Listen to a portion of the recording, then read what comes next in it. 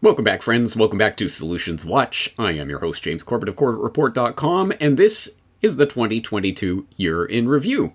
Because, as you'll remember, of course, from introducing Solutions Watch, those many moons ago when I launched this series, I did indicate at that time that part of what Solutions Watch was about was not just putting ideas out on the table and leaving the chips to fall where they may, but to go back from time to time and to take a look and see what was working and what wasn't and how we can move forward. So, in fulfillment of that promise, last year, you may or may not remember, there was the 2021 Year in Review episode of Solutions Watch, where I went through every single episode of Solutions Watch from that year, 2021, and looked at the updates to all of those different pieces of information. Well, we're going to do the exact same thing in 2022.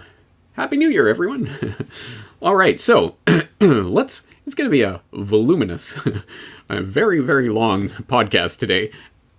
I'm telling you, it will be worth it, and absolutely stick to the end, because there is really something spectacular for the end. But let's dive right into it. And first, I want to start with just some general feedback that I've received in recent months from people about Solutions Watch in particular, and Corbett Report material in general, that I thought was appropriate to share with you here. For example, I had this in from Taurus, who wrote, "Last year, James did the Solutions Watch Year in Review, where he shared my story in regard to episode number 15, Choosing Chickens with Jack Spirko, the 58-minute timestamp if you'd like to hear it. I have a successful follow-up story I'd like to share with the community. I am now a permaculture design graduate. The course was phenomenal. I can't even begin to articulate how much information I took in. But naturally, this leaves me thirsty for more knowledge.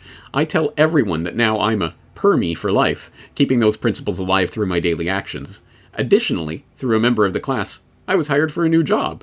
Since April, I have been gainfully employed as a gardener in a local cooperative where I can practice permaculture design and maintenance, one garden at a time. Perhaps a bit of serendipity worth telling. The subject of our last lesson was using permaculture skills for income. Our teacher based her lesson from none other than Jack Spirko's survival podcast about permaculture business. I had to smile as I witnessed the full circle completed. How magical is that? Amazing, really. Perhaps most importantly, I'm part of a new community. We continue to gather, learn, work, and share together. Although we are a very diverse group, not always agreeing on everything, we share foundational ethics and principles that keep us united. A warm and sincere thank you to James and Jack, who inspired me to take this transformational fork in the road. I encourage anyone to invest in themselves, however that looks in your own life, and together we will continue to build the Agora."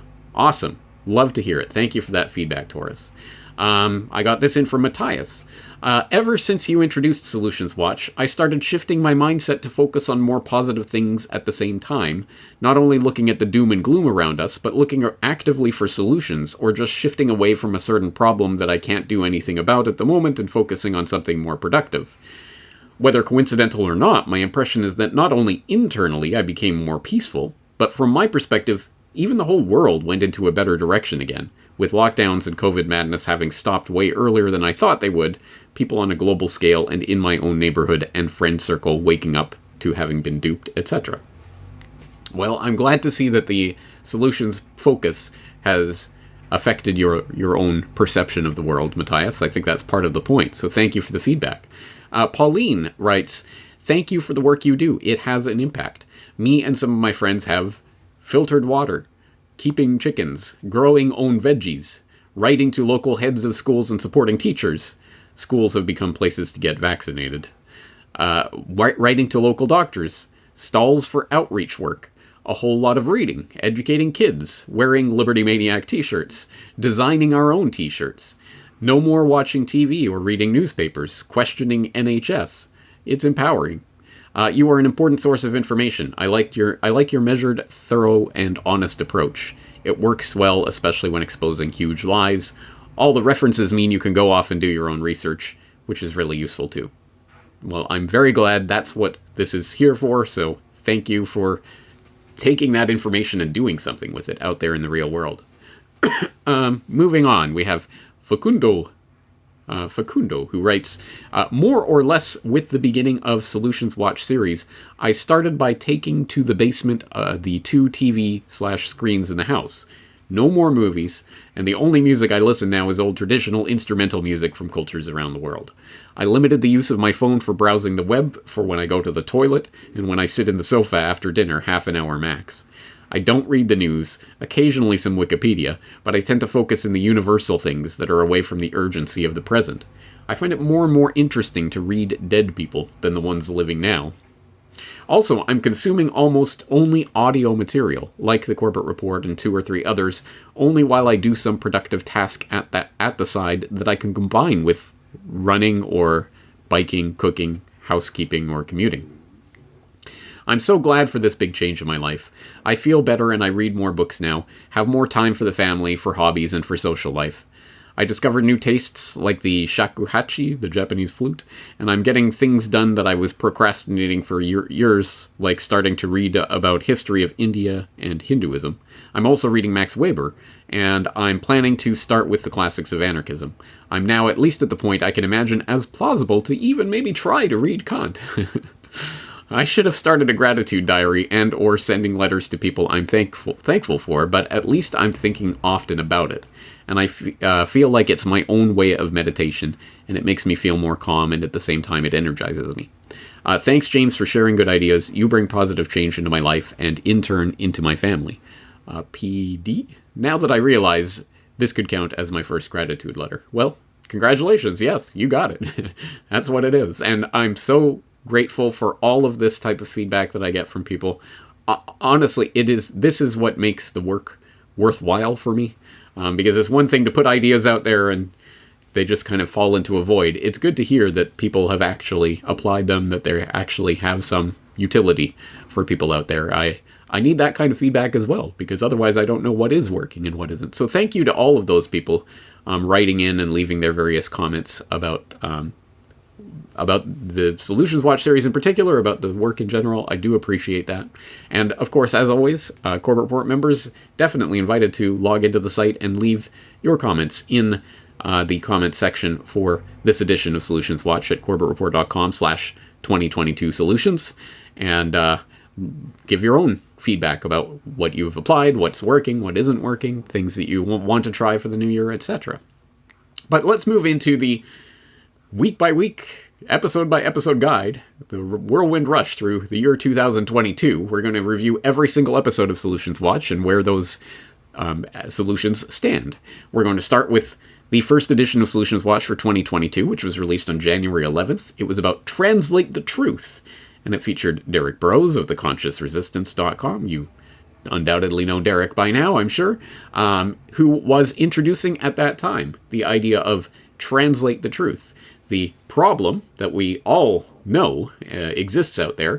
Yeah, a lot of this information is available in English, but I hear it all the time I have listeners all around the world, and I'd love it if this was in German. Oh, do you have this in Korean? Oh, I really need this in Swahili. I don't know. So Derek took it upon himself to start the Translate the Truth project, which you can obviously see more about in that particular Solutions Watch episode. But I did get in touch with Derek, and he did send in this update to Translate the Truth for the end of 2022. Hey, James. So Translate the Truth has been going pretty great, I'd say, steady since we first announced it with you way back at the beginning of this year. We have the Odyssey channel, as mentioned before, and we've broken it up into playlists. We decided to go by language, so we've got Spanish, we've got Dutch, German, I think we have Italian, Portuguese, Brazilian Portuguese, and Portuguese. And it's just expanding. People still do reach out. And I have now a steady translator for Dutch, translating my documentary series, The Pyramid of Power, translating some of your work, as well as a regular German translator, translating The Pyramid of Power, as well as some of your work. And also Spanish translators working on various different things. And I'm still looking for support for those who want to send content they have. It's particularly easy if you're already on Odyssey, because at the moment it's still just the Odyssey channel. I think that's kind of enough for the moment. It probably will eventually go to a website, but right now it's the Odyssey channel. So if you already have a translation on Odyssey, I can easily repost or reblog that to the Translate the Truth Odyssey channel and put it under the playlist we have for the specific language. And at the moment, if anybody's interested in promoting their translations and being involved in the Translate the Truth project in any way, the best way would be to just email me at intothe light@protonmail.com and just put in the subject Translate the Truth. And one more time, intothe light@protonmail.com, and would happily look for more translations. By the way, I just found out that my book, How to Opt Out of the Technocratic State, I'm working on a translation of that in Korean and Japanese, as well as a few other languages. It's already in Spanish and French, and soon to be in German. So I'm going to be putting the PDFs on the Odyssey channel as well, the text files, so people can read that. That's the other thing. It doesn't just have to be a video. It can be audio translations. It can be written text translations. Odyssey allows for posting all of that types of content. So yeah, thanks for giving me a chance to share about the Translate the Truth project. Thank you, Derek, for that update. It is great that someone has stepped up to the plate with this particular problem, because I've certainly been hearing it for years. Oh, I wish this was in German. I wish this was in French. I wish I could get this in Dutch. So I'm glad somebody has stepped up to the plate and is providing this service. But as always, like so many of these solutions, it is what we make of it. So if there are people out there in the audience with the requisite skills and abilities to be able to translate something, anything that you find important, whatever that is, a piece of text, a podcast, a video, if you would like to step up to the plate and volunteer to translate it, I'm sure Derek would be interested to hear from you. Please use that intothe@protonmail.com address to get in touch with him. And thank you, Derek, for doing that service. All right, let's move on to the next edition of Solutions Watch, which came out on January 25th and was entitled How to Eat a Pine Tree, in which I talked to Michael Hoffman of foodforestabundance.com.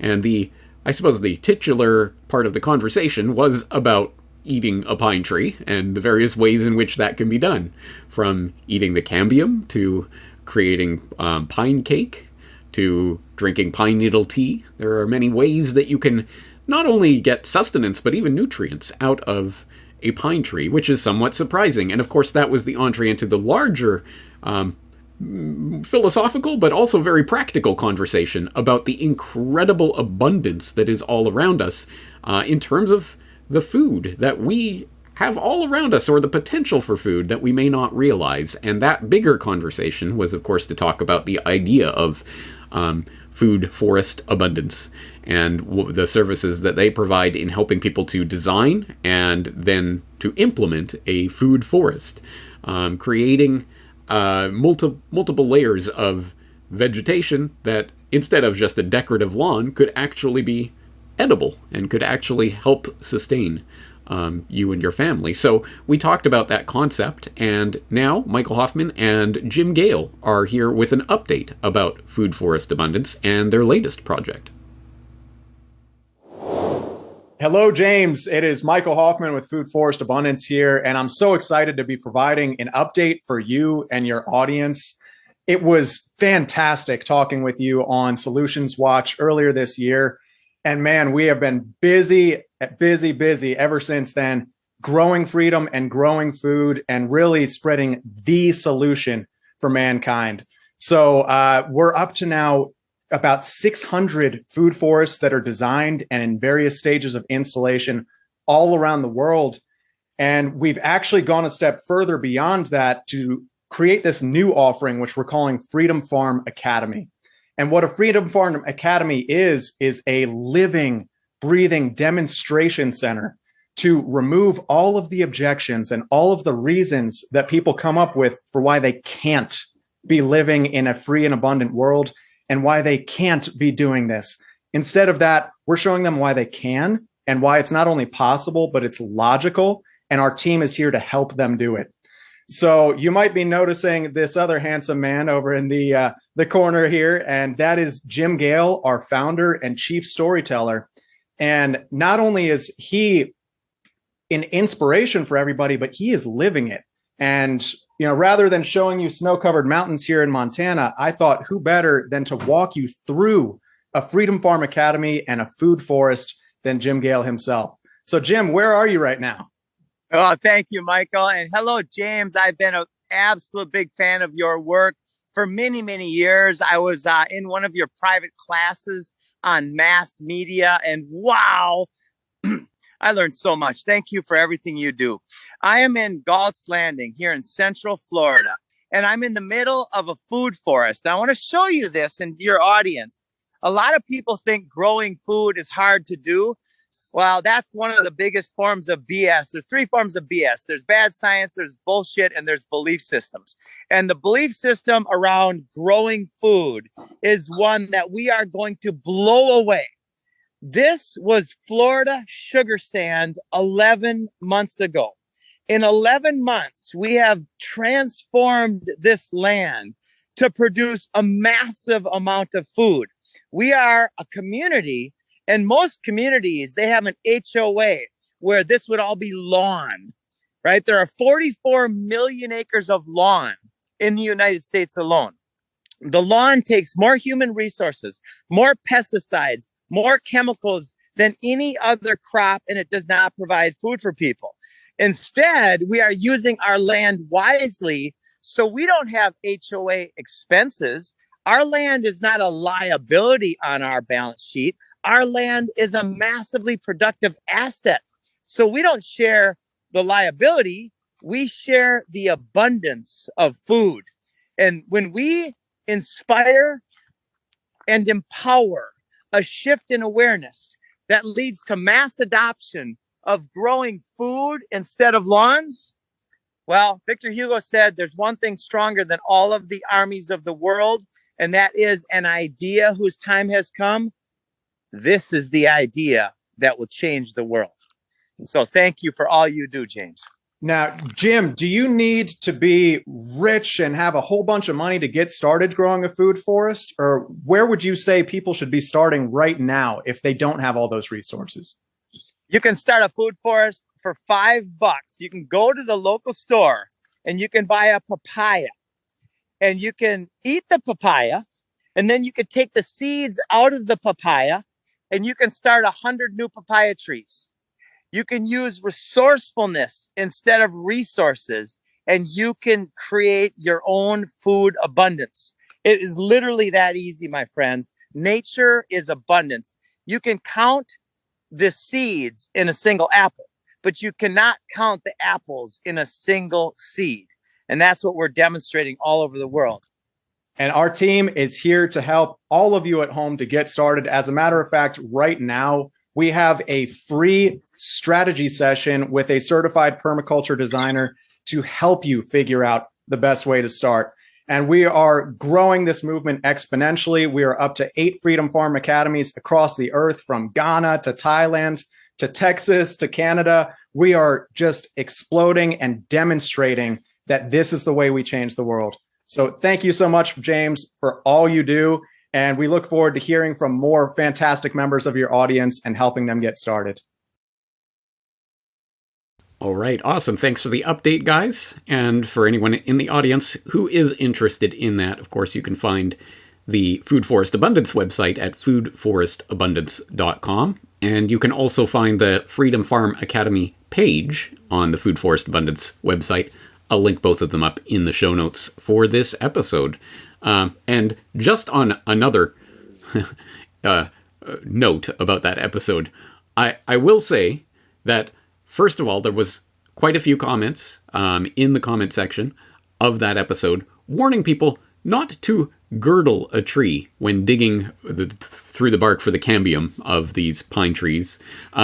You don't want to girdle the tree. You don't want to go all the way around the trunk, ripping off bark, because that will kill the tree. And you do not want to kill a tree for a snack. I hope that that was understood from our conversation, that this was not... I wasn't expecting people to start going around and killing trees left, right, and center just for a little snack. No, of course not. You take a little bit from one and a little bit from another. You certainly don't go all the way around the trunk, because that will kill the tree. Having said that, I was in the park playing with my children shortly after recording this episode, and one of the trees had some of the bark kind of coming off, and there's the cambium. So scrape a bit of bark off, get the cambium, gave it a try. certainly wasn't, wow, where has this been all my life? It wasn't the most delicious thing I've ever eaten in my life, but it was edible anyway. And it was just interesting to note. Oh, okay, well, there you go. There's some food that I never would have even thought about before that concept was introduced to me. So anyway, it was all right. If I'm ever starving in the forest, I'll know what to do. All right. Moving on to a very serious topic. February 1st edition of Solutions Watch was on acceptance of and commitment to freedom, where I talked to Ian Davis of In This Together about acceptance and commitment therapy. And in that conversation, we were addressing the very heavy topic of the long, dark winter of the soul, as we were referred to in the recent New World Next Year. That depth of the pandemic, the depth of despair, the isolation, the real mental trauma that people were going through in that time period, especially in the darkness of winter 2021 turning into 2022.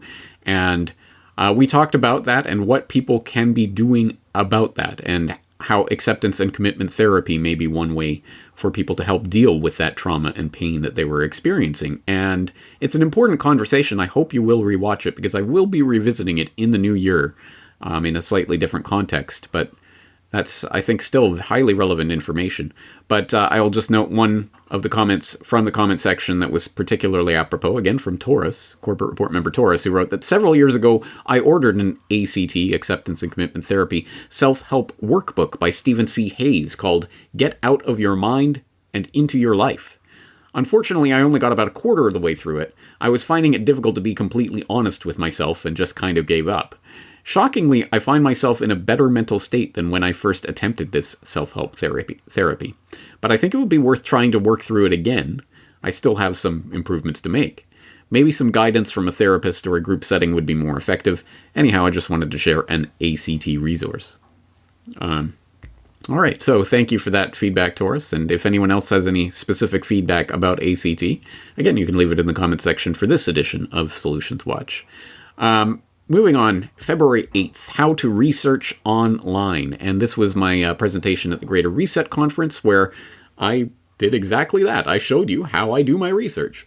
It was literally a step-by-step process of me sharing the screen and just taking some of the questions that I've received. You know, what do you know about this? What do you think about this? And literally showing people step-by-step how I would go about researching those things. And I think it's a valuable, of course I think, it's a valuable thing to simply show people, this is literally how I do what I do. I go here, I look at this, I search this, I find this, and now I got to look for that. And I think it's really a step-by-step guide to the way that I start approaching a research topic. And I note that there were a few interesting research leads that came up in that quick research demonstration that I was doing there that I haven't seen anyone following up on yet. But hopefully some people will take up that call. Anyway, I hope you'll go back and revisit that episode. February 21st, I released Wear Your Heart on Your Sleeve, where we're talking about the various places that you can get t-shirts with messages that may actually help to open a conversation or find people in your vicinity who might share some of your ideas and beliefs. It can be an incredibly effective way of just broaching that sort of conversation that otherwise might be difficult to do. So we talked, for example, to Dan McCall of LibertyManiacs.com, who, of course, as you'll remember from New World Next Year, was once again providing my funny Christmas sweater, the Liberty or Death Christmas sweater. They also have that great No Rulers Anarchy hoodie that I wore on my Freedom from Rulers appearance recently. And we talked to SalTheAgorist.com about his AgoraThreads.com, which is where you can purchase various goods. And also, of course, introduced the Corbett Report t-shirts to go along with the Media Monarchy t-shirts at NewWorldNextWeek.com. And On that note, I did receive a couple of pieces of feedback from people who had been wearing their shirts around. So let's dive into that. Doa and Mona and Miriam write, I was sporting my Corbett shirt near South Africa's Cape of Good Hope earlier today, where I was stopped by a thrilled local girl who told me, he's our man. I felt compelled to share the incident with you. Well, that's great. That's exactly what this is for, I think, is, well, I mean, it could be for a number of reasons, but I think one of them is to find other people and, hey, I know the Corbett Report, hey, great, and perhaps a way to find people in your area that you didn't know were out there. I also got this in from Groove Digger, who wrote, at a gig this weekend, sound engineering, a punter came up to me beaming and pointing at my Corbett Report t-shirt, giving the thumbs up. I bumped into him later and talked for a while amid the din. It was invigorating to meet another non-conspiracy denier, and the conversation was animated, ended in him saying, there's some spikes on the top of the Tower of London that haven't been used for a while. All right. Well, anyway, again, an interesting end to an interesting conversation, right? So I love to hear people's experiences with the shirt and whether or not that has opened up any conversations for you. So again, if anyone has that type of feedback, please do log in, leave it in the comment section for this episode. Let's move on to March 2nd, where I released Are Petitions and Protests the Answer? And as I hope you would expect from a title like that, when the title is a question, the answer is usually no. And in this case, yeah, well, no, it's not the answer, but it could be a part of an answer. It's not something that we should discard anyway. And I demonstrated that through a number of different things. But I want to actually concentrate on towards the end where I talked about Shad Budge, who wrote in about an experience that he had at the local library in December of 2020, where he was being denied access because he was not going to wear a face mask because of his medical exemption. And he was being denied access to the library as a result of that. And so he actually hired a lawyer and threatened legal action against them, and not only won access for himself to that particular library, but to all the libraries in the region, which were all informed that they were not to prevent people from using the library resources if they are unable to wear face mask coverings. So there you go. A win of sorts, right? Right? Well, actually, that sparked an interesting conversation in the comment section between a few different members. For example, the OMF Galaxy Brain wrote in to say, hate to be the bummer here, but I don't think this library example is much of a win. What exactly did he win? Access to the library? He wins the right he should have? He had to invest a bunch of time and effort in order to not lose his right, so he lost the time and effort. So does everyone have access to the libraries now? Nope. The mask mandates remain unless you can prove exemption. To which Home Remedy Supply wrote in to say, I disagree, and it really doesn't hinge on a change in library policy, which eventually did occur after Shad pushed harder. My contention is that any sane pushback against the official narrative has value. Pushback against authoritarianism and the official narrative is the win. Non-compliance and resistance against the system is the win. We are not Jell-O to be molded by the system.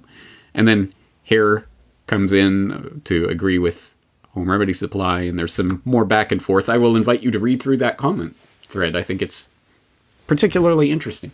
Some good questions being raised there. And I'm glad, at the very least, that episode provoked that sort of reflection, because that is part of what I think this episode is intending to do. What is a win, and should we be protesting, and why, and what does it matter? And well, I think those are good questions to be asking and attempting to answer. So I'm glad that the comment section was alive with people that were doing that. Thank you to all those who participated. Moving ahead to March 9th, I released The Highlighter is Mightier Than the Sword, in which I talked about, again, one of those seemingly really, really simple ideas that can actually profoundly change your habits and opinions. In this case, the use of the online highlighter tool, the browser tool, the add-on extension that will allow you to highlight as you're going along reading an article. Pretty simple, right? But as I demonstrated in that episode, it's actually incredibly useful for retaining information a little bit better than if you're simply just scrolling past it in the never-ending news feed. You're not going to retain very much. But if you're highlighting, for whatever reason, that kicks in certain cells in the brain, at least in my brain, to help me to remember that. So I note that several users did begin that habit. Super Bobo wrote, very inspiring. I've often wondered how you work, and this answered a lot of my questions. Oh, he said it was helpful to see how you organize stuff on your screen with the RSS and the highlighted articles neatly saved into folders. Many thanks. Yes, I was demonstrating some of those other tools as well at the time. JD says, thanks so much, James. Installed one on my browser and have already put it to work. Great addition indeed. Thanks again. Christy76 says, this is such a great idea. I don't like to read online because I do like reading with a pen. So I have tried to download a few different highlighters, but I must be missing some step. I can't get text to highlight once selected. I use Brave. What am I missing? Hoping someone else has had this problem too and know what I need to do. Thanks. Well, to this day, I see that no one has stepped up to the plate and offered Christy76 any suggestion or help with her problem. So if there are any Corbett Report members, 9 months late, but hey, better late than never, right? You might want to get in touch with her. But I will note also, well, yeah, good question, Christy, because a lot of these highlighter extensions all have weird quirks to them. And the one that I was demonstrating there in that edition of Solutions Watch, I ended up uninstalling because it would sometimes randomly forget some of the highlights that I'd made, that I know I'd made, but then they were gone. So I've tried a few different highlighter tools. I still don't think I found a good one. Not the one. I'm currently using one called Weeva Highlighter, but I don't necessarily recommend it. Again, it's an extra step or two to get it working, and you've got to sign up for free, but sign up for it. I don't like that. So if anybody has a suggestion for a really good highlighter extension, and obviously depending on what browser you're using, please let us know. And also any updates from Super Bobo or any of the other users who have taken up the highlighting habit, please let us know how it's going. Are you still continuing to do that? Did that change anything about the way you read or retained information? Inquiring minds want to know. Moving ahead, March 16th, we talked about the Presearch search engine with Colin Pape of Presearch. And I did reach out to Colin for an update as to what's happening with Presearch. I did not hear back from him. That is entirely possible that that's because my email went to his spam box. A growing number of my emails are going to people's spam folders and never seeing the light of day. So it may be on my side. Having said that, I do still occasionally use Presearch. I use a lot of different search engines. Presearch is one of them. And as the DuckDuckGos and Start Pages and others deteriorate further and further into being almost unusable, Presearch actually generally I have found to be more reliable on certainly on the controversial searches. So, but I'm interested to hear your guys' feedback. Have you taken up the habit of using Presearch? What do you use, etc.? All right, March 24th, I released How to Get Around the Digital Iron Curtain. And I will note that there are some episodes of Solutions Watch that don't seem to resonate with anybody. And this was one of them. Moving right along, April 2nd, Truth Art, an edition of the Solutions Watch series, where I talked to a number of artists about the work that they were doing to help unlock minds and expand ideas and put different ideas out into the public space, shall we say. So, for example, of course, we talked to Chris Reddy of Ready Made Art, readymade.com, where you can see his work and you can purchase some of it. As you will recall, he did that very interesting exercise of painting a portrait of me while interviewing me. If you didn't see that, of course, that interview is up on the site, so I suggest you take a look at that and take a look at readymade.com for more information about his work.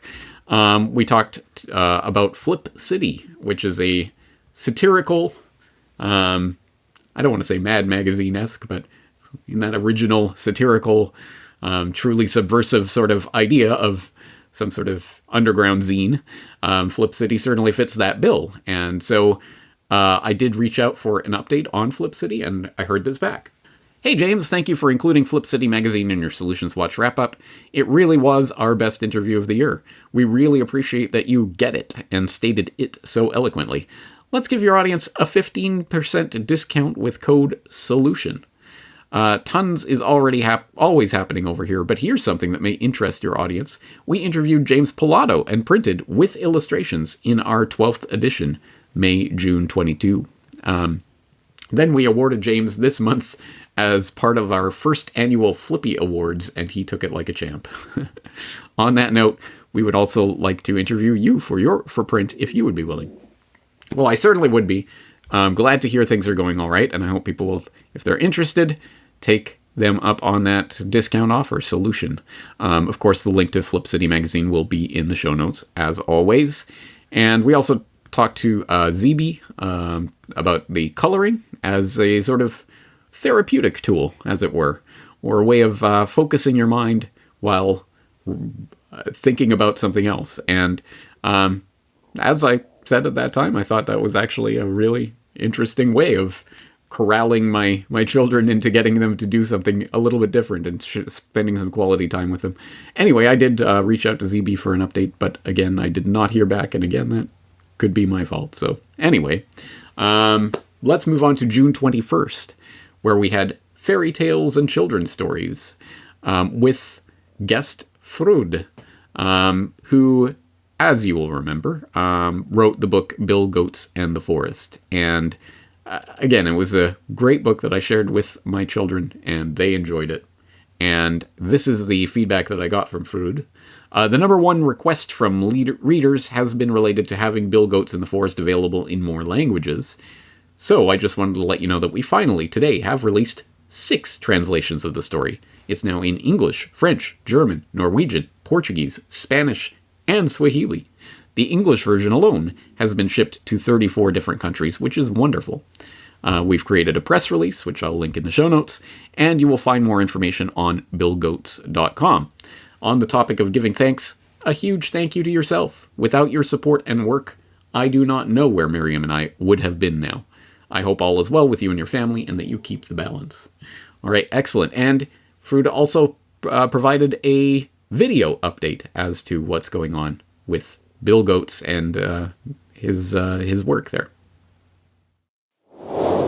Guess what? I've got news for you.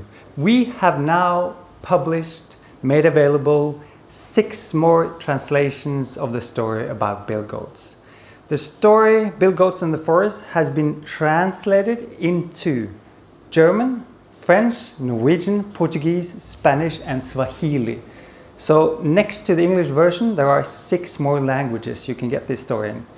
And the translated versions, they are available as softcover. And as well, the original English version, which comes in hardcover, also comes as a softcover version. So if you want a softcover version of that, you can get that as well. And the softcover version is much cheaper than the hardcover, more exclusive version. The hardcover English version, it's got a green ribbon and it's very, very nicely done. And the softcover is a lot more simpler. And we have packages, as we book packages. So if you want a bigger discount, you can buy 4 books or 10 books, and that gives you a better price. I'd also like to share some information with you about something that happened to us, because when we wanted to translate this story into more languages, we tried to use a service called Upwork. So we create an account there, a new account, and describe the job, because it's a place where you can get freelancers. So we made a page, a job offer, that we wanted the story about Bill Goats translated into more languages. And what happened after we published this job offer is that our new account with Upwork was cancelled. So they cancelled our account because seemingly they did not like the message. And we did email them and asked them for an explanation on why they canceled our account. We never got any reply. And I have to say, I'm not shocked that this happened, because we have all, I guess you as well, we've observed everything that's been going on for especially the last 3 years. And a lot of people have experienced censorship, but even though I'm not shocked, it's insane what is going on. That even a fairy tale is too much for certain groups.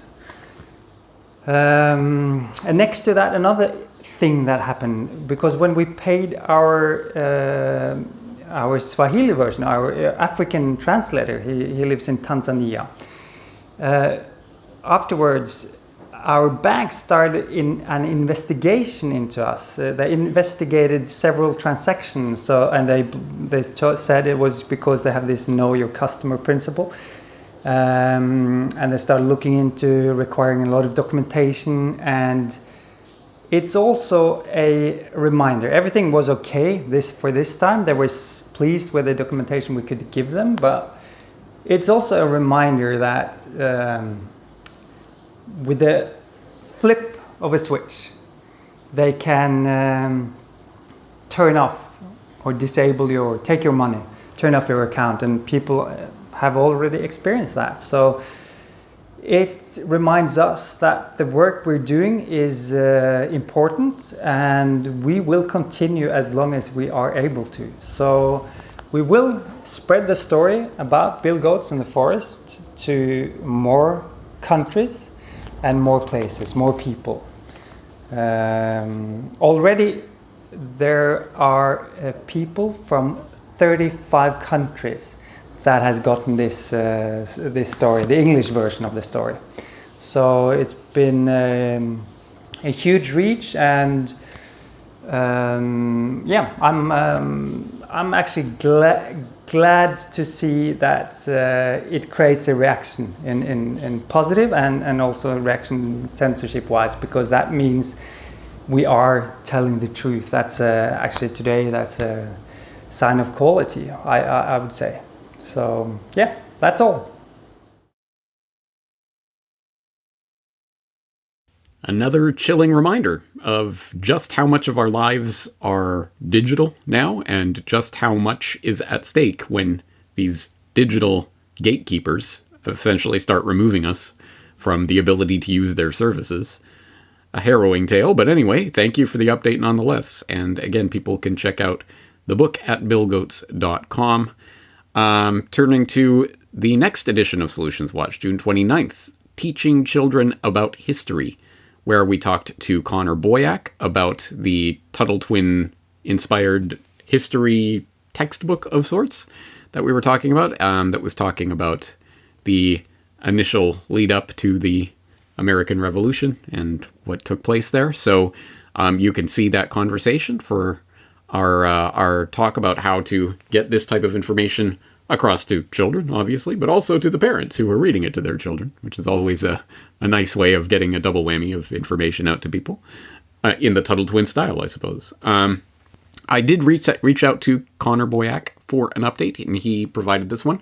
Perhaps our most relevant update would be that we are working on Volume 2 of the book, which covers from 1776 to 1791, the adoption of the Bill of Rights, and we're hoping to have it out in July. Meanwhile, those who don't yet have Volume 1 can get it at TuttleTwins.com/history. Thanks.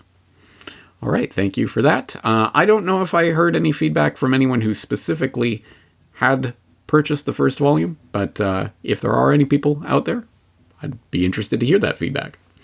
All right, moving on to July 20th, when I released a talk with Richard Grove on autodidacticism, the art of self-directed learning, and what an incredibly important topic that is, and I hope that that conversation managed to do some justice to just how important a topic that is. And evidently, I think it did have an effect on several people, because, again, I can say that with some degree of assurance because you're about to hear from him. I did ask Rich for some feedback about how our conversation went and how it affected himself and the autonomy course that he runs, and he managed to put together this very, very awesome video featuring some Autonomy Season 8 students who are there, at least in part, because of our Solutions Watch conversation. Hi, James. I'm Erin from upstate New York, near the Canadian border, but nowhere near the sunny climes of Western Japan. I wanted to say thank you so much. I'm forever grateful for your work. You were my introduction to Richard Grove and autonomy. I'm a Season 8 student, and I'm working on getting things done, digital skills, and plans for a prosperous future. Thank you again for everything that you do. You're the best. Hi, James. Colin here. As a fellow Canadian expat and long-time fan, I wanted to thank you for the episode you did with Richard on autodidacticism. Not only did I learn what autodidactic means, but you motivated me to join autonomy. Since joining autonomy, I've learned what real integrity, accountability, salesmanship, excellence, and growth look like. I'm now practicing those skills on a daily basis with the most amazing group of people one could ever hope to grow with. It's been truly life-changing. Thank you so much. Domo arigato, Mr. Anti-Roboto. Hi James, my name is Mihai and I want to thank you for helping me find autonomy through your Solution Watch series. I am grateful that now I can grow, learn and be a part of an awesome community. And that is thanks to your interview with Richard and to the show notes. Hi James, I'd just like to say thank you. Your Century of Enslavement documentary helped to propel me on a journey of discovering the occulted history of the world and society as we know it.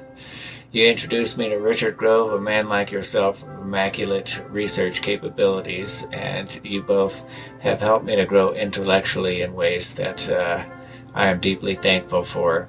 Richard Grove offers a course and a community known as Autonomy, which I have come into, which has allowed me to grow in ways that I thought not possible. So, for helping launch me on my journey, thank you very much, James. Hi James, my name is Pius. As a long-time listener and member of the Corbett Report, I wanted to thank you for introducing me to Richard Grove's work. Your recent Solution Watch episode with Richard on autodidacticism persuaded me to finally join autonomy as a Season 8 student. This powerful interview could not have arrived more timely for me, as I wanted to reorient myself and was looking for a like-minded community. I can't express my gratitude enough for you and Richard showing me the way towards autonomy, striving for integrity while being accountable, being excellent to each other and growing every day. Thank you and Brock for everything you do. Hi James, my name is Andrew and I'm one of many people to have had a massive paradigm shift and reality check thanks to the pandemic. About a year ago I discovered Richard Grove through the Peace Revolution podcast, which led me to your website with its excellent wealth of content to help me understand the historical contexts of the world I find myself in. This year, my wife and I have been busy homeschooling 2 kids and sort of waiting to see what happens next, feeling a bit stunned as previous modes of employment have been wiped out due to mandates and we had to sell our home. The day I found your interview with Richard about autodidacticism, I went straight to the Autonomy website and started the obstacle course with my wife following shortly after. We are now so grateful to be part of the autonomy community, not just amazing people, but we're learning how to think and reason and communicate with greater clarity and to move forward with positive action to solve problems and create value and create prosperity for us and others around us. So thank you so much again and keep doing what you do. Hey James, the way I found you was through your Solutions Watch episode called Autodidacticism, and it led me straight, I can't remember the steps I took, but it led me to autonomy. Fortunately for me, it's all worked out, and there is no doubt in my mind that it has 100%, 1000% changed my life and the course of my life. Thank you so much for doing the work that you do, and there are many people I've spoken to within Autonomy this year, season 8, that have mentioned that episode. It was an epic episode. I know you could not have perceived the effect that episode would have had. But I'll tell you, there was some magic sprinkled into that episode, and it's going to transform a lot of people's lives. A year after discovering you and following you around to various podcasts and different hosts and interviews, you made an appearance on Grand Theft World Episode 5. I want to say thank you for that whole journey and for introducing me to Richard and his autonomy course. A month after watching that interview, I signed up and was enrolled in the course, and 2 years later, I've been through the course 4 times. I have participated each season more and more in the community, and I'm learning how to be of service and to give back and to help those around me. So you've changed my life. Autonomy has changed my world. I've doubled my income since enrolling. I have a side project now where I'm making my own videos and content based on a library of books that I have amassed and built up after engaging with your content and Richard Grove's content. And I just have to say, you inspire me, and I am extremely optimistic about the future and being part of a network which is based on truth and evidence and knowledge. So I just want to say, James, thank you for all you do. Keep it up, and let's have an unbelievable 2023. Thank you so much to Rich and to all of the Autonomy students who helped put that together. That is great. That is exactly the type of feedback I love to hear. So I'm very, very glad that conversation did have an effect and did help people along a path towards empowerment. And what else could this series possibly be for? I mean, that's what it's about. So awesome to hear. Thank you to everyone for helping to contribute to that. And let me put it here as a teaser. The last person that we saw there, Nick, not only made that nice little comment for that video package, but he also made a song. He wrote a song that is a beautiful little song. I'm going to put it at the end of this episode, so stay tuned to the end for it. I really like it, and I'm so grateful and humbled to have that kind of support and feedback. So thank you again to all of those people who participated in that. Obviously, I would suggest if you didn't catch that episode of Solutions Watch, it might be one that you might want to take a look at. And when you do so, you will find out more about autonomy and what it provides and how you can get access to it at getautonomy.info. But we'll leave it there for now. Thank you, Rich, for doing what you do. Let's move on to August 10th, when I had the Delete Your Social Media edition of Solutions Watch. And I will note simply that I'm still waiting to hear the ultimate feedback from this episode. I deleted all my social media accounts on account of watching this one Solutions Watch. Well, maybe that isn't the whole point. And again, if you go and watch that edition of Solutions Watch, you will see that it's not necessarily so straightforward that simply Ludditism and let's just abandon all of our devices. If you can do that, awesome. But a lot of people can't do that. So how do we proceed forward? It's a sticky issue in a lot of different ways, but obviously that episode was released shortly in the wake of the Media Matrix series and was going further towards exploring some of the potential solutions towards the Media Matrix that we find ourselves more and more firmly ensconced in. So anyway, if anyone has any further feedback to that episode and any further reflections on that, again, please log in and leave them in the show notes in the comments for this edition of Solutions Watch. On August 24th, I released Corbett Pirate Streams, where I talked to Ryan Christian of The Last American Vagabond about the idea of, well, you remember those pirate streams things that we talked about in 2021? Well, why not do one with Corbett? Why not? And so we put the idea out there. We're going to have some Corbett pirate streams, specifically a watch-along of the Al-Qaeda documentary, parts 1, part 2, part 3, leading up to September 11th of this year. So I hope you did follow along, and I hope you did join those watch-along live streams. It was great, and I think we got a lot out of it.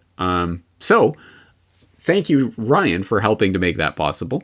But of course, that's not all Ryan is doing. He's not only running The Last American Vagabond pirate streams and pirate channels and what have you on various platforms, but now he's even expanding that out further. So we did have a feedback update video submitted by Ryan for today's year in review wrap-up. Hey, Corbett Report viewers, Ryan Christian here from The Last American Vagabond to give you a little update on our Pirate Stream Solutions Watch episode. Now, I wanted to give you a quick rundown on some of the things that have happened since that discussion and some of the things we're now doing in, a very solutions-focused perspective. So I wanted to go through this with you guys real quick and discuss what we're seeing. Now, you guys might have seen our Corbett Pirate Streams discussion, Solutions Watch, where we laid all this out. There's a lot going on around the censorship still to this very day, but there is a couple of positive notes as well. And overall, I do think all of this is important to see this through the positive lens that this is only happening because of how much we've gained, how much positive ground, and how many more people today are choosing to not think this or that, but rather just open their minds to the reality that we should be questioning all of it. So I'd like to start with YouTube in general, just to give you guys a quick little breakdown, which I think is really interesting to see. Now, we've set up, I think I would say about probably 50 different channels so far that have been created, or rather used, since they're not creating in new channels. We're simply using the ones that people allow me to use, knowing that they're probably going to get censored for doing so. And I would say roughly maybe 50 different channels. I feel like it's more than that, but I've stopped counting and lost count, so I don't want to be overzealous with it. But it's interesting because there's a lot of channels also that have got maybe 1 or 2 strikes, and then I put them to the side, and then I lose touch with them. And so not all of them have actually been deleted. Maybe some of them want to save their channel before it gets deleted, but we've gone through quite a bit. And I just pulled up a couple of them to show you the examples we have. This one is from MF Doom, who's one of our mods in general, who's created this channel since the other one he had that gave us was already deleted. And you'll see that, most of them have very minimal subscribers, 58 in this case. Unfortunately, the one show we've already done on this new YouTube TLAV Pirate channel account was already deleted as of a couple days ago. That's why it shows nothing there. But the point I often make is with only 58 subscribers, you'll often see anywhere from a couple of hundred to thousands of views. And the point being, it's because people follow us on The Last American Vagabond, and they know to do this, to come here first to check in, like you should on the Corbett Report, to see where the next pirate channel will be. So we don't allow them to control us through their controlled platforms, right? So every time you can go to the new show and check it out for yourself. Here's another one. This one's with a different image, but both TLAV images, 157 subscribers. But you can see here's a good example. This one has got over 1,000 views. And this is about the Poland conversation, and and so on. You can go back and look through. I was going to say, whoa, it's not my video, but I was going to say 120,000 views. The point being that you can see that these things continue to build, and we just jump from channel to channel. This one is called TLAV Censored. Usually the person who creates it or lets me use theirs are the ones that create the name itself. Same point here. This one's already lost all of its videos. I'll show you an interesting example in a moment. This one's called YouTube is Scared of TLAV. I'm glad they named it that.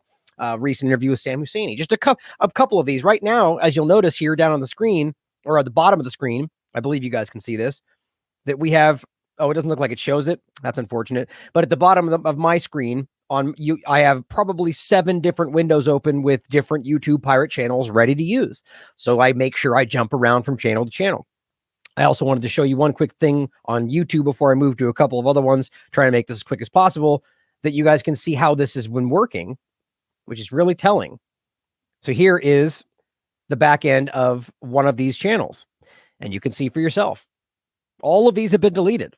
Every single one of them under random sporadic claims of misinformation one day, hate speech the next, and none of it is any of that. And now you can, and the channel itself, as you can see, if you go to the main page, it ends up looking like it's got no content because they've deleted every single one of them. Weirdly enough, that should have been strikes enough to close the channel, but they didn't. Even they're inconsistent with the way that they run this. I just find it very interesting. But the point being, we're continuing to do this. And we're continuing to get more and more reach, and it's continuing to prove that if we circumvent their control structure and stop worrying about their artificial metrics and shares and likes and followers and just build our own collective, whether we're on Discord or something else, which those two could be potentially censorable, but do so from a decentralized point, and they can't stop that.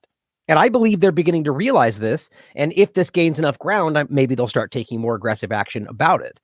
But on that note, we also have Twitter, which is a positive note that I'd like to talk about that I think is really an interesting development here. And this is about how my between the time we got off the last Pirate Streams episode and now, my main TLAV account was recently brought back. which I find really interesting. And I don't even know how to really define this in the context of everything that's been going on, but this one has been returned. Even though it's about half the followers that I had when it got deleted, 27,000 now. I believe it was over 50 or 40 or something like that. But regardless, it's back. And it's nice to see that this is bringing back. So this is maybe a nod to the point that Elon is maybe going to do what I don't believe that, to be quite honest, but at least this is a positive step.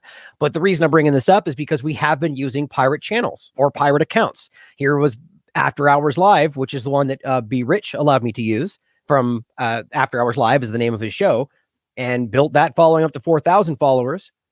But this is on a pirate account. Right. So this is an account that was already set up that I've been using. And I did have a few more of them that were on my phone accessible, and I can switch between them.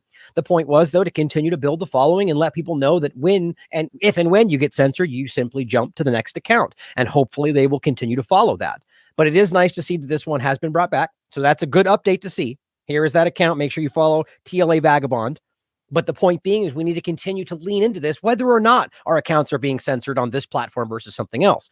We need to continue to lean into the alternative routes. And in this case, using, as I've termed, just TLAV pirate streams, rather just pirate streams or pirate channels in any way. Find your way around the control, because I don't personally buy that Twitter is going to I feel like this is just the teeter-totter of the left-right paradigm, and it's going to continue in the same direction personally. But that's a good thing to see. All right, I will cut the very lengthy update that Ryan sent in there. But as he does go on to talk about, he does have pirate channels or backup channels and accounts on various platforms, Facebook and TikTok and Instagram and what have you, because on every platform in which Ryan is posting his work, he's having content deleted, things aren't posting, he's not able to share, his accounts are being struck, etc. So it is an ongoing phenomenon. As anyone who's been following Ryan and his work and his travels and travails across the internet will know, he's been banned from every platform multiple times. But continues to come back and find the loopholes and find ways to get the pirate accounts going and streaming on YouTube and other places, even though he's not allowed, quote unquote. As we've talked about a few times now, and I will continue to say, I think it's a great idea for reaching into that matrix to pull out the people who need to hear this message the most. Not necessarily the people who already know about all the alternatives and all the different ways, but the people who are stuck on these mainstream platforms who do not know about it yet. I think it's a valuable tool, and at any rate, Ryan is taking full advantage of that. As he goes on to talk about in his update video, for people who don't know, BitChute has recently run into some problems. They have a post up on givesendgo.com. Is this theft? Banks won't give us our money, which notes that 2 years ago, BitChute became the target of an activist group that attempted to shut us down by pressuring our suppliers. As a result, we lost some server hosting, our office space, and other suppliers. We also lost our bank account with HSBC, a bank account we had held in good standing and without any issues since we launched in 2017. We initially tried to open a new account with a different bank and transfer our money. However, the new bank rejected us just as the funds had reached them. Our money was returned to HSBC, but we could no longer access it. And even today, we have not yet retrieved our money from HSBC. Again, you can go through that post and read more about it, but it just goes to show, once again, the gravity of what we're up against, just like Fruta was pointing out. This is not an easy task that we're engaged in, and it's becoming more and more serious with each passing day, so I hope people take it seriously.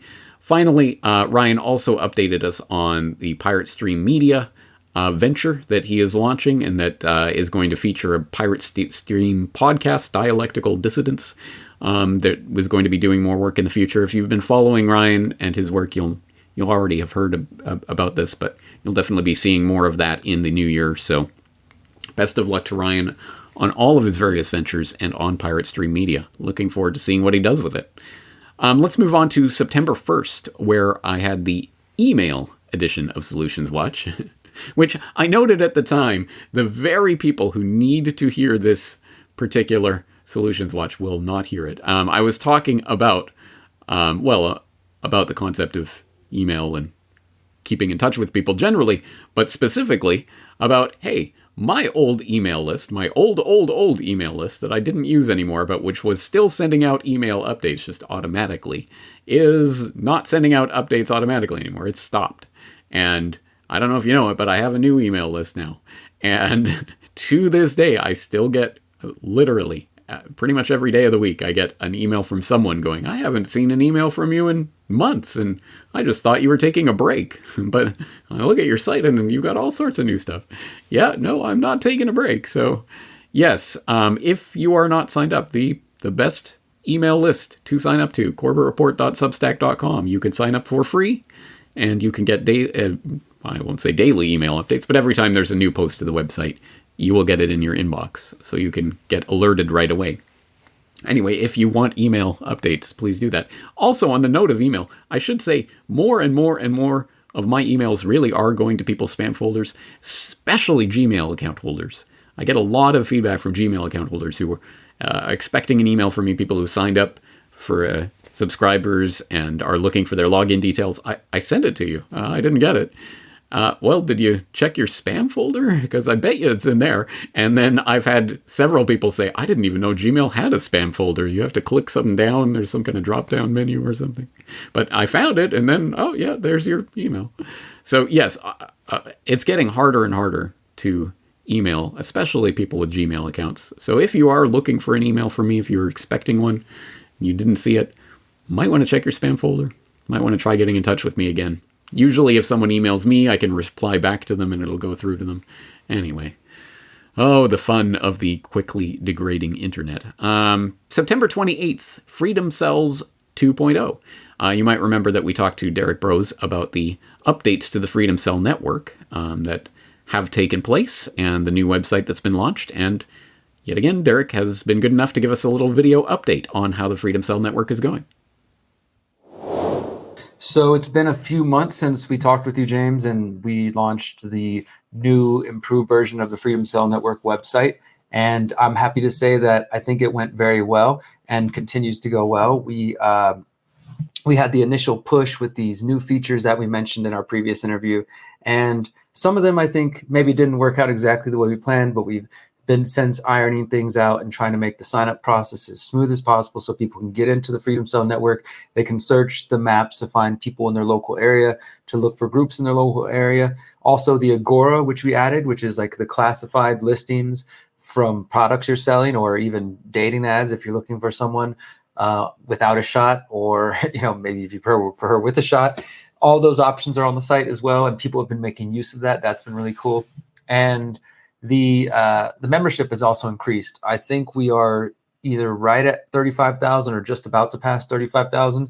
And I believe in the coming weeks of the 2023, early 2023, especially after the greater reset, we will see a push of hopefully all the way up to 40,000 and beyond as it continues to grow. I think ultimately, though, the numbers are a reflection of how many people we're reaching. But I do think there's something to be said for quality over quantity in this case, because maybe we could have 100,000 plus people on the website, or using the Freedom Cells on Telegram, or just doing it in real life and not telling us about it through digital means. But if those 100,000 people are not actually living the message, and if their groups are just getting together and talking about politics or complaining online, or their Freedom Cell on Telegram or the website just becomes a hub to talk about conspiracies, then they're not really getting it, right? So even if we have 100,000 people, maybe only 10% of those would be like the most active people exiting and building, focused on building parallel systems, getting out of the banking system, taking the kids out of the education system, growing food, getting out of the financial economic system, and creating a parallel economy and parallel systems, which is the bigger picture goal of the Freedom Cell network. So the numbers are growing, but more than that, we want to keep reaching people, and I believe we will in 2023 going forward, reaching more people around the world. I've been making more and more connections down here in Mexico, where I've been living since March 2020, connecting to other activists, other Spanish groups that are journalists or so-called conspiracy theorists, hosting documentary screenings or getting out there and spreading information to build the really still early in its infancy truth movement out here in Mexico. So there's a lot happening. The Freedom Cell Network's a part of that. We're spreading the concept out here, and the ideas resonating with both expats who came here from Canada, Western Europe, Germany, Australia, Austria, and US during COVID-19 84, but also the locals. So it's this really cool mixing of Mexicans and expats that are here focused on freedom and building freedom cells and trying to grow food and get out of the systems. And I think freedom cells out here will continue to grow in the coming years. So yeah, that's the report on the Freedom Cell Network. Thank you. Thank you once again for the update, Derek. And for people who don't know what we're talking about, you might want to look at some of our previous conversations about the Freedom Cells Network. There are multiple in the Corbett Report archives now, and specifically that Solutions Watch update edition, I guess, on Freedom Cells 2.0. And if you just want to head right in, it's at freedomcells.org. All right, let's move on to the October 12th edition of Solutions Watch, which was Wiki Spooks and Little Sis, where I was talking about different ways of finding information other than the places where where certainly not you, but the average normie might start looking for information. Just type it into Google. That's how you find information, right? No, well, what's a better way to go about searching? And of course, there are different search engines, but there's other resources out there other than specifically search engines per se. There are different ways of finding information. So I went through a few of them there in that edition of Solutions Watch, including, of course, using the search bar on CorbettReport.com. And I demonstrate it every single time. I still get people asking me if there's a search bar on CorbettReport.com. I still get a lot of people on mobile who tell me there's no mobile search bar. It's not there. Yes, it is. Just keep scrolling down. It is there. I guarantee you it is there. Anyway, yeah, using the search bar on my own site or a site. If there's other sites that you think are good news sites or places where you go for information, try using their search function. I was just talking about this with Ernest Hancock, who's updating the membership function of the Freedom's Phoenix website, and it's going to have apparently even more refined search abilities in the near future. So I'm looking forward to that. And we went through sites like Little Sis, like Wiki Spooks, some other interesting little sites that you may not have known about. And there was some good suggestions in the comments as well. I'm glad to see that. Al Saleh wrote in to say, you can also try searching in my aggregator for alternative sources, and he provides a link to news.alayhem.com. The results are aggregated from alternative source ranging from the extreme left to the extreme right. You can sort results by relevance or time, and filter results by source, by year, or by category. You also get search snippets, so you don't need to click the link unless you like the snippet. And Coliseum says, pretty interesting aggregator, this Al-Iham. In fact, I like the fact that he publishes all his sources, so I have managed to discover a couple of new interesting sites I didn't know before. Awesome. Frud comes in later in that conversation to say, another nifty tool worth mentioning is an aggregator like EnoReader. I don't know how to pronounce that. Using EnoReader, you can put together your own sources that you can later search. I believe the service only indexes data from the time you add a source, correct me if I'm wrong. For the search part to be more useful, it would be great if the tool also fetched and made the sources searchable backward in time. There's other suggestions in there. Coliseum writes in, though limited in scope, always good to check corpwatch.org, and I hope theyrule.net will be reopened as soon, as they used to have a very good visual representation of all the interlocking globalists.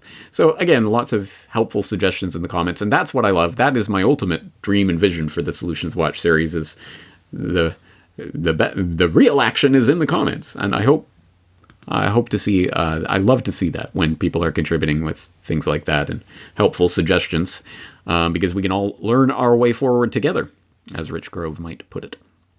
All right, let's move on to the October 26th edition of Solutions Watch, called Simple Sabotage, where I talked about the seemingly simple idea of, hey, there are people in positions that may be able to, oops, did I do that? Throw a little spoke in the gears of the machine to stop it from operating. However literally or figuratively you might want to take that. And there are lots of different ways that could be done, and lots of ingenious little ideas. And we did look at that totally satirical, not to be taken at face value book, the Sedition, Subversion, and Sabotage Field Manual #1, a 3-part solution to the state, which has a lot of those types of ideas. And You can hear my elaboration on that in that episode. There was, again, a lot of good feedback. For example, JTM64 wrote, "Hi, everybody. I usually never comment on James's articles and podcasts, but I thought maybe this time I should. I think this form of resistance to the technocratic agenda is genius, as it does not confront the machine, but subverts its intentions. Like all good martial artists will attest to, you always use your opponent's own force to defeat him. Confrontation is not necessary, and only gives your opponent a point to attack. Far better to use intelligence and sensitivity to dispatch, or at least temporarily disarm him." And cu.h.j replies by, "That's a very good way to put it, and is very much like a martial art, like Aikido or something. Use your opponent's moves to subvert him." Brilliant. And then Ben Stone, the purported author of that Sedition and Sabotage Field Manual, wrote in himself to say, "Thanks for the kind words about my book. There's also a free audio version for those who prefer. Just go to badquaker.com and scroll down the page.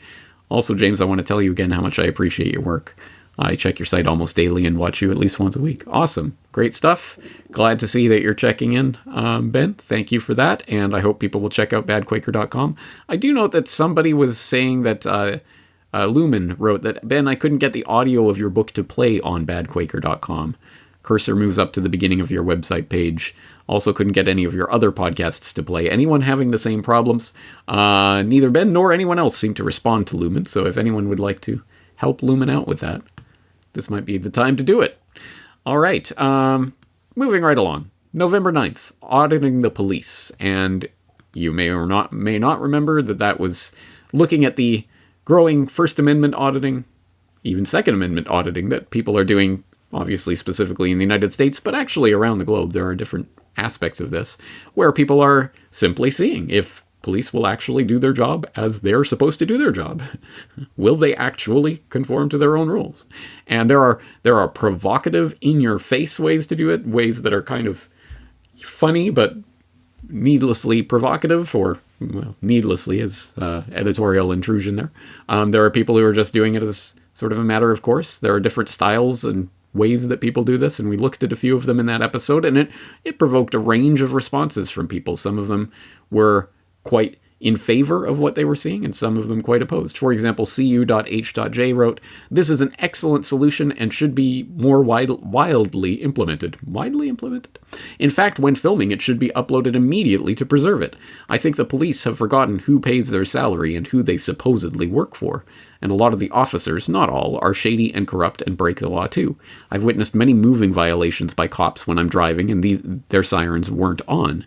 But if I make a moving violation, I'll be pulled over," etc., etc. There's, again, a lot of back and forth about this. And as I say, there are other people who very much disliked this idea. Some people calling it a psyop and making sure that police are actually doing their job. That's a psyop to defund the police and let Black Lives Matter rule the world or something. Again, there's lots of lively discussion from people from different perspectives in the comment section. And I think some of the people, I don't think either rightly or wrongly, are just put off by the way that some people go about doing this. And obviously that clip that opened up the episode is provocative in a number of ways. And I think over the line for some people, fun for others. Again, there's lots of different styles to that. Anyway, it was good to see a range of reactions and responses to that episode, because I think it is something that we should be thinking about, and whether or not we're in support of it, why not? How could we adopt that in a way that could be more useful, etc.? That's ultimately the point of this. I'm putting ideas out on the table. It's up to you what you do with them, as always. November 24th was the Giving Thanks episode of Solutions Watch, and I am gratified to note that there was a lot of love for that episode and for other commenters, and it was just a nice reaction to that episode. I'm glad to see that. For example, PK Adams wrote, "I've noticed a change in James this year, and I'm sure his gratitude practice has been part of that. This video makes me love him even more. It's wonderful to hear of a father teaching his children to be thankful." And Bobo writes, "Thanks for the video, James. Probably one of your best Solutions Watch videos." Thank you very much for that, and for all the feedback on this one. I hope people can tell, it was a heartfelt and definitely a meaningful episode for me, and I'm glad that other people saw that and got something out of it. But please let me know if anyone has taken up a gratitude journal or some sort of gratitude practice and how that is going for you or has been. I'd be very interested to hear the results of that.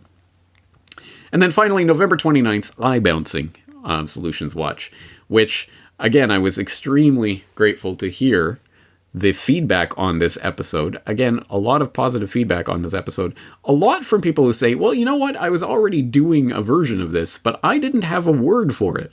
And now I have a word for it and I can describe it and explain it and I know it and I can... And that's an interesting concept in itself, isn't it? Just having the word to describe something, even if it's something that you're already kind of doing, but now you have a word, you can identify it. Oh, that thing. I'm eye bouncing. I'm ear bouncing. It's handy to have a word for unlocking certain concepts, isn't it? I'll just leave that as a teaser for perhaps a future Solutions Watch. At any rate, I think that's going to do it for this year. I think we're done. I think we've gone through the full list of updates. So if you have made it all the way through this update, thank you. You are really the core audience of Solutions Watch, the people who would sit through the entire update. I very much appreciate it. I very much appreciate all the comments and feedback, all of the discussion that goes on around these topics. And again, I'm just putting ideas out there, but it is what you do with them that makes them useful or not. And I'm just glad to see people engaging with the material and thinking about it and seeing if it can apply to their own lives. That's the point. And it's, again, really humbling to hear some of the incredibly positive feedback that I get about from people who say that this work has helped change their life. I do not take that lightly. That is incredibly powerful and awesome, and I am humbled to be a part of that phenomenon. So thank you to all of you out there who make this possible in every possible way. Obviously monetarily. The website wouldn't exist without the paid subscribers of the Corbett Report. But all those people who are out there supporting the works, sharing it with others, perhaps even more importantly, taking these solutions ideas and implementing them in their lives and creating a better space around them. That is what this is about, throwing the seeds out and seeing what will sprout. So having said that, as you may have noticed, I am a little bit under the weather at the moment. I had over the weekend, I was under the weather. I was planning to put out a year-end subscriber newsletter. I just couldn't possibly have done that this past weekend. I was thinking maybe I should do it this week instead, but you know what? I think I just need a little break. I am ready for a break. So I beg of your indulgence. Please allow me a short break to recharge my batteries because it has been another incredibly busy year and I am utterly exhausted. So I think that's pretty much it for me this year. There will be a few more videos. I will be posting flashbacks to the Corbett Report front page and what have you over the break. I will definitely put out a video to let people know I'm on a Christmas New Year break, because if I don't, that remember that angry lady from years ago will write into me telling me, why don't you just shut down your whole website? You haven't posted anything in weeks. Yeah. So there will be a few more posts, but no major material until the new year. So I sincerely hope that all of you have a wonderful Christmas, New Year season. I hope that you manage to spend that time with friends and loved ones, and recoup, regenerate, and restore your soul for the coming year and all the trials and tribulations that will undoubtedly be coming as well. That's all part of this incredible adventure that we're all engaged in, isn't it? All right, having said that, as I did promise, yes, you remember from that clip that Richard Grove sent in about the autonomy students and their feedback from that autodidacticism solutions watch. And as I said, Nick wrote a song called Free World as his way of thanking myself and Richard for that conversation and for the autonomy course and what it's done for him. What an incredible gesture just on its face, but also as a bit of a musician myself, I really, really appreciate. I really like this chord progression. I love the laid back feel of this song. It's just a great song, and a great song for taking us out of this edition of Solutions Watch. So I hope you enjoy it. If you do, please leave a comment of thanks to Nick in the comment section. Thank you, Nick, for doing this. And I sincerely look forward to that day when we can meet in the free world. On that note, I think that's going to do it for me today. Thank you very much for your time, your support, your energy. I appreciate it. James Corbett, CorbettReport.com.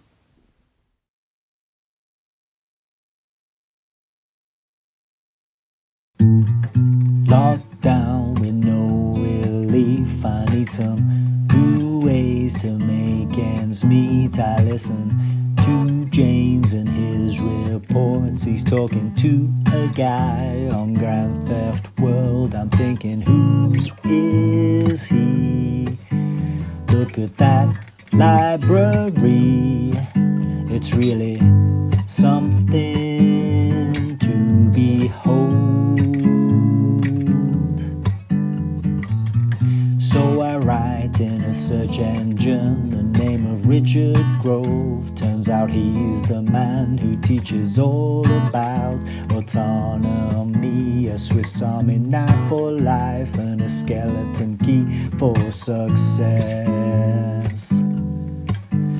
Now I learn from the best. He taught me integrity and freedom. If you're freaking out about the economy and how it's going to impact your gastronomy, maybe it's time you got some autonomy. Now I live a life of abundance. I'm always looking for ways to be of service. I spend my time online helping students gain traction so they can grow in the right direction. It's sweet.